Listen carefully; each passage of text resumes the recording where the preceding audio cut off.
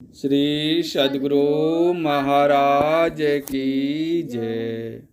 प्रातः स्मरणीय अनंत श्री घोषित परमाराध्य संत सद्गुरु महर्षि में ही परमहंस जी महाराज का प्रवचन।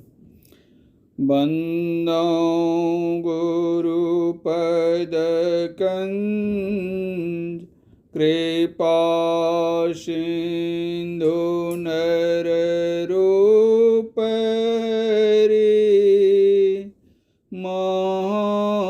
मोहतम पुंज जासु वचन रविकरनिक। धर्मानुरागिणी प्यारी जनता, आपके सामने उपनिषद का पाठ और कबीर साहब, गुरु नानक साहब, गोस्वामी तुलसीदास जी, स्वामी विवेकानंद और भगवान बुद्ध के वचन का पाठ हुआ।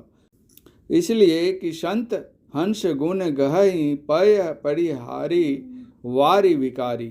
संतों के वचन में जो लेने योग्य हो आप लोग ले लें। हम लोग भी ऐसा ही करते हैं। हम लोग किसी संत को कम, किसी को विशेष नहीं मानते। उनके वचनों को हम लोगों को जानना है, समझना है और उसके अनुकूल चलना है। मैंने जो कुछ संतों की फुलवारी से सुंदर सुंदर पुष्पों को पाया है, उसमें जो सुगंधियाँ मुझे मिली हैं वे भी मेरे पास हैं, वे भी आप लोगों को दूंगा। बचपन से ही अपने अपने घर में किसी न किसी शब्द में ईश्वर के लिए सुना। बचपन में ही मुंह में शब्द आते ही हमारे बड़ों ने राम राम, शिव शिव आदि नाम जपाया है। बचपन से ही यह छाप पड़ गई है, किंतु इसकी स्थिति कैसी है नहीं जान पाया, किंतु मान लिया। ठीक वैसे ही जैसे स्कूल में अध्यापक कहते हैं कि कहो ओ, कहो क, तो ठीक इसी तरह ओ और क कहा बिना तर्क किए, और वह विश्वास पक्का हो जाता है। कितने भाई कहते हैं कि ईश्वर तर्क में नहीं आ सकता। कितने भाई कहते हैं कि जो तर्क में नहीं आता वह है ही नहीं। ये दो प्रकार के ख्याल लोगों में है। ईश्वर है पक्ष में विशेष और ईश्वर नहीं है इसके पक्ष में बहुत कम लोग हैं, किंतु वे ऐसे हैं जो विशेष विद्वान हैं। ऐसे लोग भी जिनको तर्क करने में ईश्वर में विश्वास नहीं है, मेरे बहुत साथी हैं। ईश्वर में विश्वास रखने वाले विशेष और नहीं विश्वास रखने वाले कम हैं। आजकल चुनाव का दिन है, इसलिए लोग इसी को विशेष मानते हैं। इसलिए यही पक्ष मजबूत है कि ईश्वर है, किंतु उसका अनादि अनंत असीम अपरिमित इस तरह कुछ होना संभव है या नहीं। गोस्वामी तुलसीदास जी महाराज ने कहा है, व्यापक व्याप्य अखंड अनंता अखिल अमोघ शक्ति भगवंता। कबीर साहब कहते हैं, स्वरूप अखंडित व्यापी चैतन्य से चैतन्य, ऊंचे नीचे आगे पीछे दाहिन बाएं अनन्य, बड़ा ते बड़ा छोट ते छोटा, मीही ते सब लेखा, सबके मध्य निरंतर साई, दृष्टि दृष्टि सो देखा।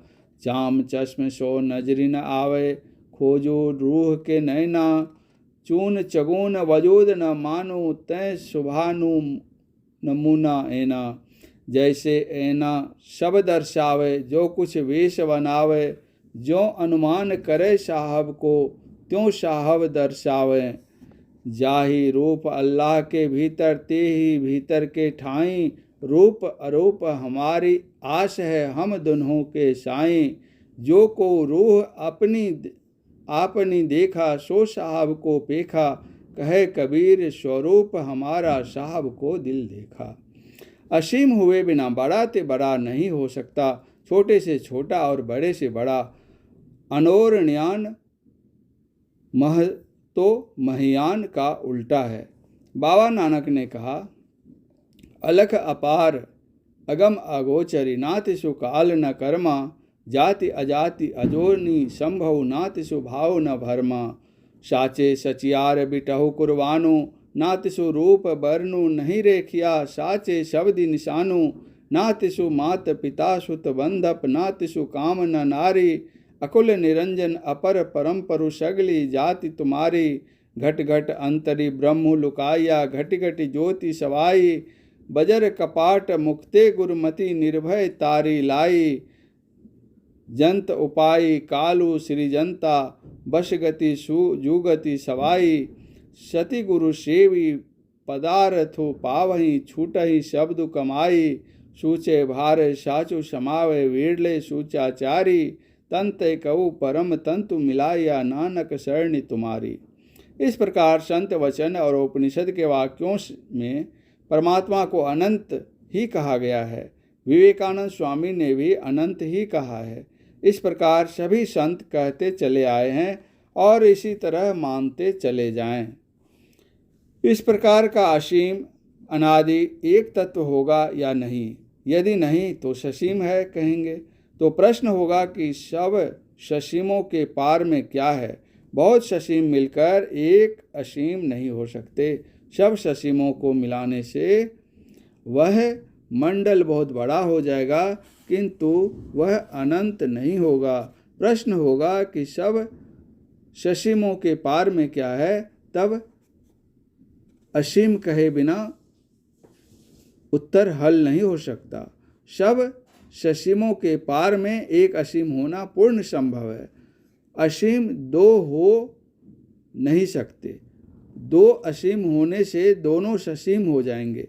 इसलिए यह कहना होगा कि असीम एक ही होगा। स्वामी विवेकानंद ने भी एक ही असीम माना है। एक विद्वान भागलपुर से पूर्णिया सफ़र करते समय मेरे पास आए। उन्होंने मुझसे पूछा, ईश्वर के विषय में आप क्या मानते हैं? मैंने कहा, मैं मानता हूँ जो असीम है। उन्होंने पूछा, जो असीम है उसे ईश्वर क्यों माने? मैंने उत्तर दिया, असीम होने से सब कुछ उसके अंदर है और जो जिसके अंदर में है गोया काबू में है, इसलिए उसका वह ईश्वर है। इस प्रकार विचार में भी ईश्वर की स्थिति पाते हैं और संतों ने भी इसी प्रकार का वर्णन किया है। हमारे पूर्वजों ने जो हमें राम राम सिखलाया था वह ठीक है। जैसे अध्यापक ने हमें ओ क आदि बतलाए थे, ठीक है, अब समझने लगे हैं।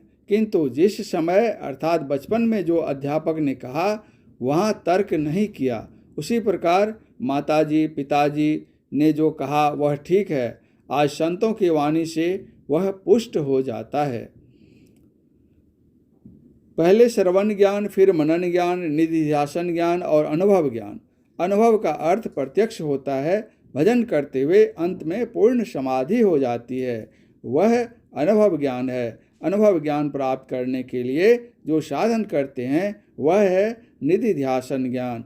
ईश्वर के संबंध में जो कुछ हम सुनते हैं वह श्रवण ज्ञान है और फिर उस पर विचारते हैं वह मनन ज्ञान है। ये चार प्रकार के ज्ञान हैं। इन चारों को भी दो भागों में बांट सकते हैं, एक परोक्ष और दूसरा अपरोक्ष। इस तरह ज्ञान को समझ लेने पर संतों की वाणी को वचन प्रमाण से मानते हैं, विचार प्रमाण से मानते हैं, किंतु जिनको अनुभव हो गया है वे संत हैं और जो अभी साधन कर रहे हैं, प्राप्त नहीं हुआ है, वे साधु हैं। साधक को साधन के अंत में अनुभव ज्ञान होगा। अभी जो कुछ पाठ हुआ उसमें आप लोगों ने सुना कि वह ईश्वर इंद्रियों, मन और बुद्धि से परे हैं, महतत्व से परे हैं। महतत्व का प्रयोग कहीं बुद्धि के लिए हुआ है और कहीं जड़ात्मिका प्रकृति के लिए हुआ है। यहाँ महतत्व का प्रयोग जड़ात्मिका प्रकृति के लिए किया गया है। अव्यक्त जो इंद्रियों के ज्ञान से बाहर है, प्रकृति का मूल रूप है। प्रकृति एक अपने रूप में रहती है, दूसरी विकृति रूप में। विकृति रूप इंद्रिय गोचर होता है, किंतु मूल रूप अव्यक्त है।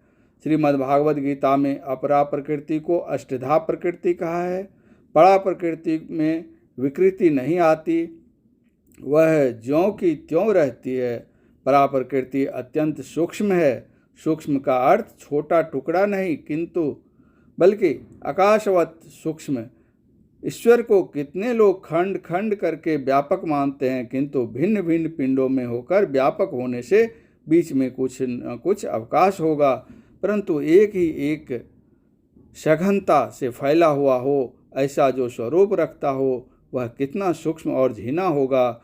दूसरी बात यह है कि छोटी सी घड़ी के यंत्र बहुत छोटे छोटे होते हैं। उसको खोलने के लिए बढ़ई का पेचकस काम नहीं करता, उसके लिए छोटे छोटे पेचकस चाहिए। उसी प्रकार परमात्मा के समक्ष ये इंद्रियां अत्यंत स्थूल हैं। इंद्रियों के पड़े मन, मन के पड़े बुद्धि, बुद्धि के पड़े महतत्व, महतत्व के पड़े वह आत्मा है। फिर उस आत्मा को इंद्रियादि से कैसे ग्रहण कर सकेंगे। इसलिए गोस्वामी तुलसीदास जी ने कहा, राम स्वरूप तुम्हार वचन अगोचर, बुद्धि पर अविगत अकथ अपार, नेति नेति नित निगम कह रामचरित मानस। अचर चर रूप हरि सर्वगत सर्वदा बसत इति वासना धूप दीजिए। विनय पत्रिका। यह सगुण रूप हुआ, एक शरीर में रहते हुए आपका जोड़ है कि यह शरीर मेरा है और यह रूप मेरा है। उसी प्रकार परमात्मा सब में है, इसलिए सब शरीर उन्हीं के हैं और सब रूप उन्हीं के हैं। श्री सद्गुरु महाराज की जय।